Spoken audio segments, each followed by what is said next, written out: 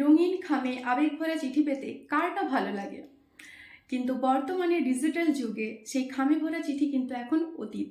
পুরোনো দিনের সেই হারিয়ে যাওয়া নস্টালজিয়াকে ফিরিয়ে আনতে গত 8ই নভেম্বর গুগল প্লে স্টোর একটি অ্যাপ প্রকাশ করেছে, যেটি নির্মাতা বাংলাদেশের আইটি বিশ্ববিদ্যালয়ের ছাত্র সাজিদ হোসেন।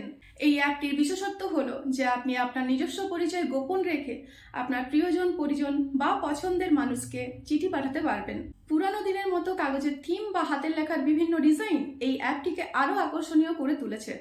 এই অল্প দিনের বেশ কিছু সময়েই এই অ্যাপটি এপার ওপার দুই বাংলার তরুণ প্রজন্মের কাছে ভীষণ রকম সাড়া ফেলেছে।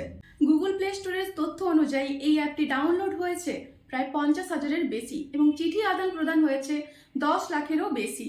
বেশ বোঝাই যাচ্ছে যে নিজের পরিচয় গোপন রেখে মনের কথা প্রকাশ করার অস্ত্র সকলেরই বেশ পছন্দ হয়েছে। কিন্তু আপনি কি জানেন যে আপনার যাবতীয় গোপন তথ্য ফাঁস হতে পারে কিন্তু এই অ্যাপের মাধ্যমে? এমনকি অন্যের দখলে চলে যেতে পারে আপনার ফোনের সার্চ হিস্ট্রি।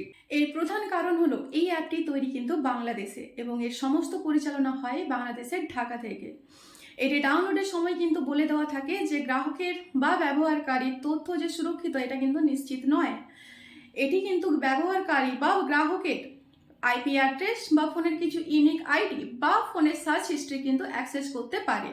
এখানেই শেষ নয়, জানা যাচ্ছে যে এই অ্যাপটির অফিসিয়াল মেল আইডি হলো chithi.me.app@gmail.com, কিন্তু যে কোনো স্থায়ী সংস্থা কিন্তু একটি ডোমেন মেল দ্বারা পরিচালিত হয়, কিন্তু সেখানে এই অ্যাপটি কিন্তু একটি সাধারণ জিমেল অ্যাকাউন্ট দ্বারা পরিচালিত হচ্ছে, যে অ্যাকাউন্টটি কিনা যে কোনো জায়গায় যে কোনো মুহূর্তে ক্রিয়েট করা যেতে পারে।